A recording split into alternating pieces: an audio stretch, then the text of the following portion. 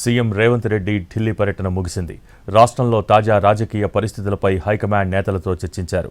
AICC general secretary KC వేణుగోపాల్తో సమావేశమయ్యారు CM Revanth Reddy. రాష్ట్రంలో తాజా రాజకీయ పరిస్థితులపై ఆయనతో చర్చించారు.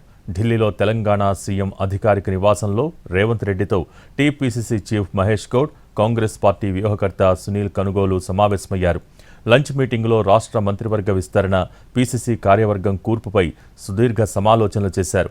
త్వరలో మంత్రివర్గ విస్తరణపై పార్టీ నిర్ణయం తీసుకోనుందన్నారు రేవంత్ రెడ్డి. ఇక రాష్ట్రంలో వరదల వల్ల 5,438 కోట్ల మేర నష్టం వాటిల్లినట్టు సీఎం రేవంత్ రెడ్డి ఇప్పటికే ప్రాథమికంగా కేంద్రానికి నివేదిక సమర్పించారు.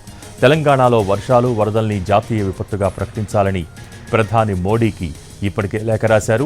తెలంగాణలో వరద నష్టాన్ని కేంద్ర బృందం పరిశీలించిందని, కేంద్రానికి నివేదిక ఇచ్చిన తర్వాత మళ్లీ ఢిల్లీ వచ్చి ప్రధానిని కలుస్తానని అన్నారు.